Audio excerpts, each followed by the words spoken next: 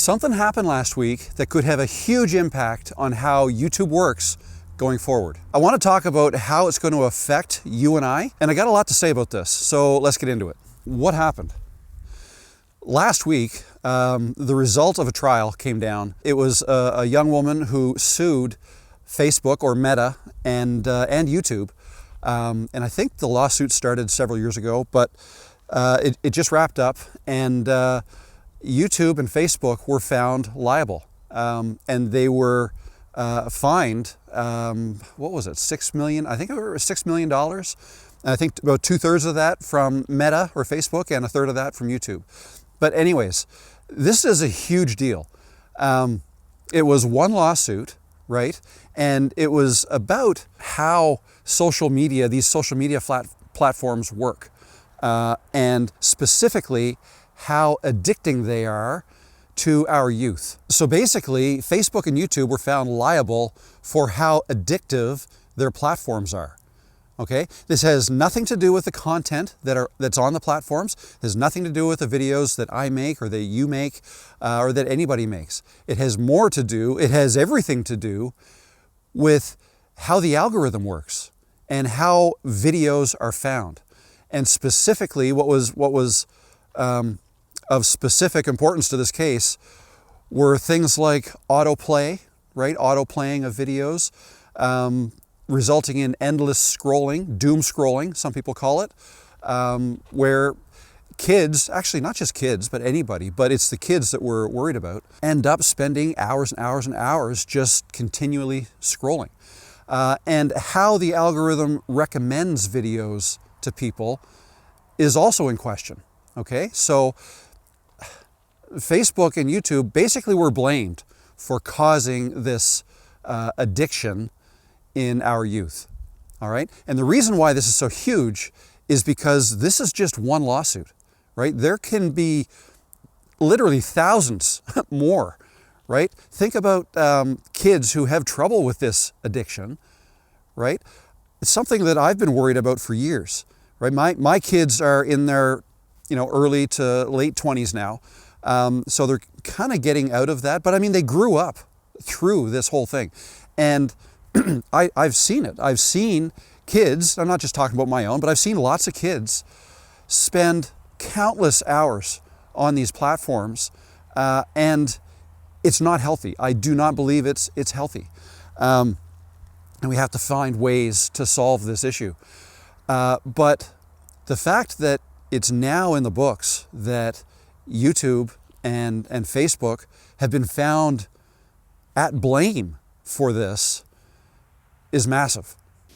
Real quick, I want to mention today's sponsor, Nexus Clips. If you're a content creator and you're only posting long-form videos, you're leaving a lot of potential attention on the table. A lot of people discover creators today through short clips on Shorts, TikTok, or Reels, but keeping up with that can feel overwhelming. That's why I'm using Nexus Clips. It takes my long videos, finds the best moments, reframes them vertically, and adds animated subtitles automatically, which matters because a lot of people watch short-form content without sound. It honestly removes the friction of clipping content, so sharing short-form content daily actually becomes doable. Keep focusing your time on your long-form videos and use Nexus Clips for short-form. If your content is already good, this is one of the best ways to grow your personal brand. Try Nexus Clips today. Now let's get back to the video. The big question here is what's going to happen to the algorithm, okay? Now, before I get into that, I should say that both Meta and, by the way, when I say Meta, I mean Facebook. Or when I say Facebook, I mean Meta. Meta is the parent company. So both Meta and YouTube have said that they're going to appeal, okay? They're going to appeal these things. Because what's at stake for them is in terms of, money and future lawsuits, right? They could potentially be sued by thousands and thousands of other people who could potentially all get however much, 5 million, 10 million bucks, depends on case by case, I suppose, I don't know. But the potential loss for these companies is astronomical. Think back to, and this parallel has been made, but think back to Big Tobacco in the early 90s, right? When cigarette companies started to become liable for the addiction of nicotine and the troubles that that has caused in terms of increased cancer rates and things like that, right?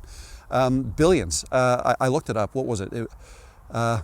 It's hundreds of billions of dollars. I looked it up, but I forget. Hundreds of billions of dollars is what it has cost them. And it's resulted in things like warning labels. Like if you look at a pack of cigarettes, I haven't looked at one in a while, but the last time I saw one, the size of the warnings on the cigarette packages is like more than half of the packaging now. Compare that to what it looked like in the 80s or 70s, right?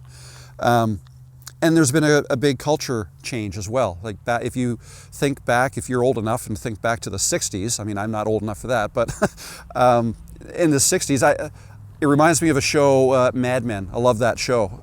And that was about, it was set in the 60s, and it was about an advertising firm. And, you know, they talked about how do we advertise cigarettes to make them more appealing, right? Like that's not something that you see anymore. It's not legal because the companies could get in real trouble if they advertise and try to convince people to smoke more. It's just not good.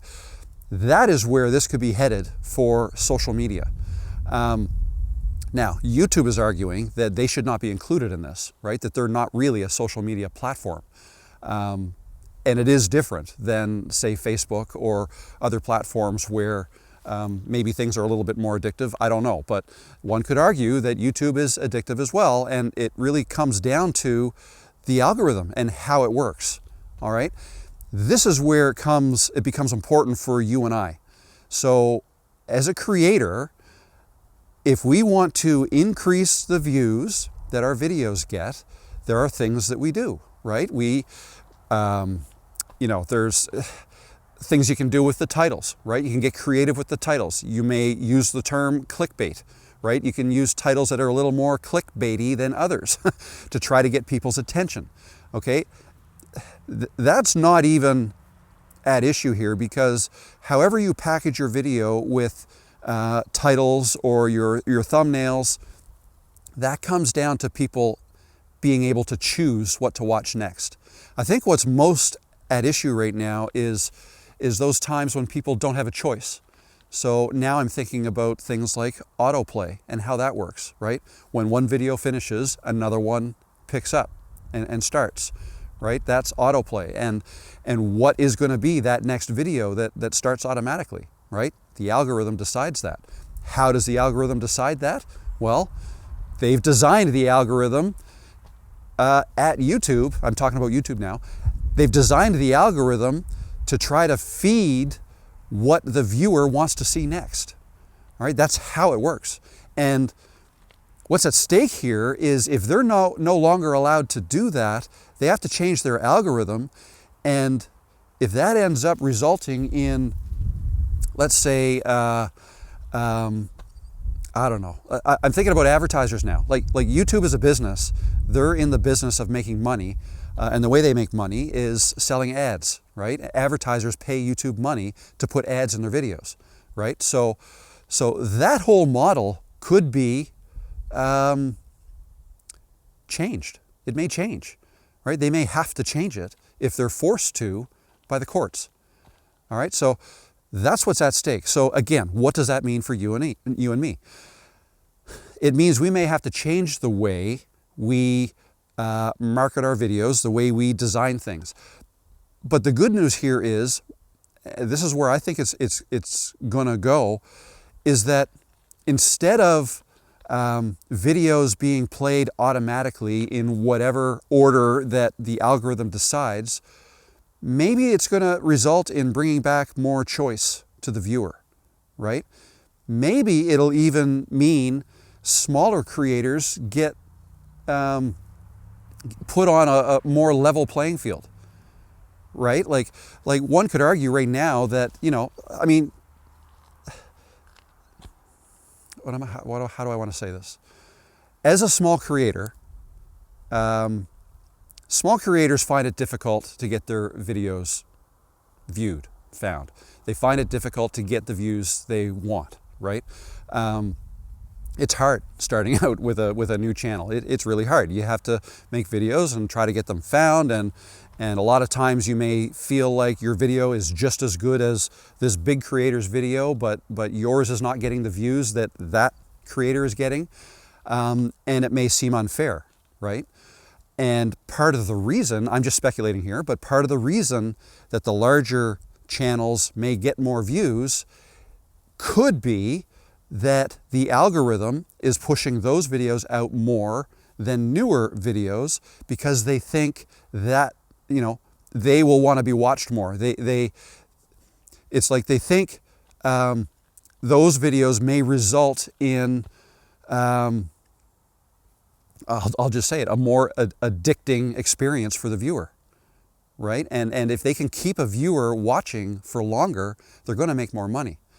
So maybe, this could be a good thing. This could mean that instead of the auto-playing resulting in the doom scrolling, and instead of the recommendations being served to people in such a way to almost take advantage of the addiction, right? Instead of that happening, maybe we as viewers now, maybe viewers will be presented with more choice, and they will have to more actively select what they want to watch instead of being served something that the platform knows will keep them watching for longer.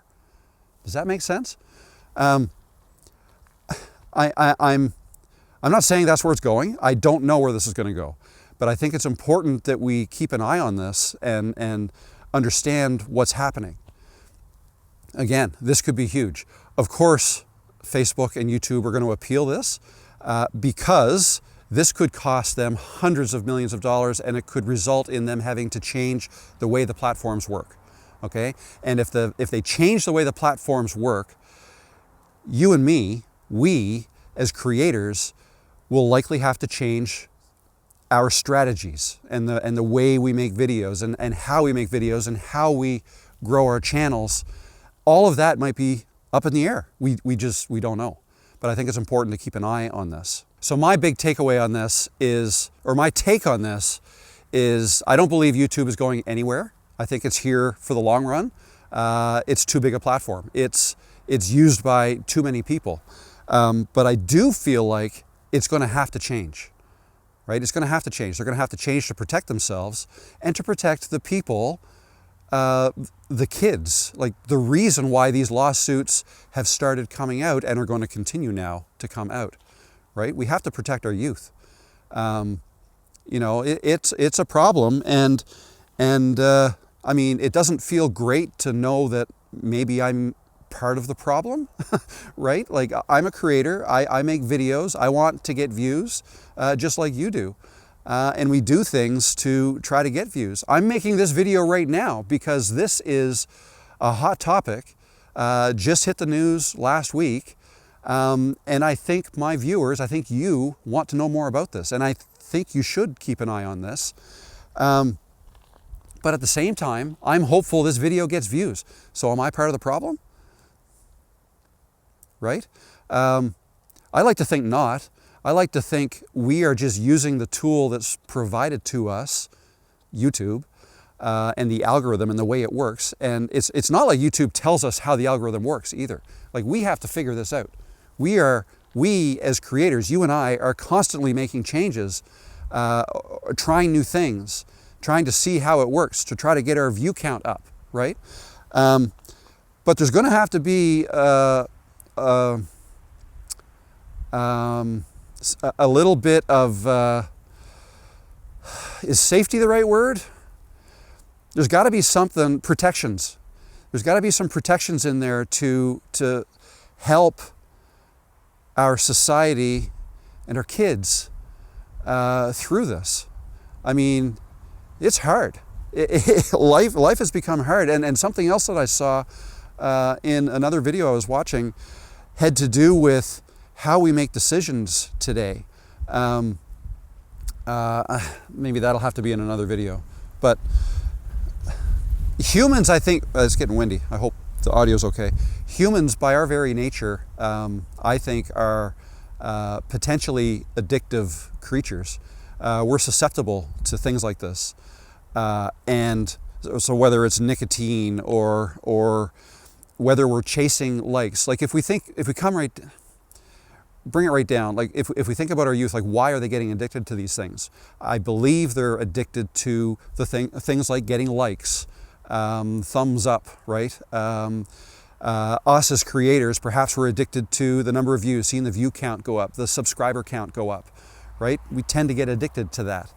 And the viewers tend to get addicted to social media. Now, again, this is where I think it doesn't maybe apply to YouTube as much as it does to Facebook or Twitter or the other platforms, even TikTok, right? They're all slightly different, but I think they all have a bit to play in this. So just keep your eye open for this. I think it's important. Things may change, and there's probably going to be more videos on this. I'm going to try to stay on top of it, and yeah, so that's my take. Anyways, I hope you find this helpful. Best of luck out there in growing your channels. And yeah, I'll see you in the next video. Thanks, guys. Oh, I just want to say one other thing, unrelated to this video, but I've used 2 cameras this time to show like a different angle. I wanted to show you how I was filming my videos. So I brought this camera out here today, the Osmo Pocket 3, and I filmed this, so I'll show you a couple of views of me from that camera. Anyway, any questions, just let me know. I'd love to hear your comments too, if you want to comment below on what you think of this whole thing, whether you think YouTube should even be liable like Facebook is. And as I say, I think of the 6 million, I think it was 4.2 million is Facebook owes, and 1.8, is that what it was, or 2 million is what YouTube was found liable for. So anyways, just one case, right? There's more coming. All right, talk to you soon.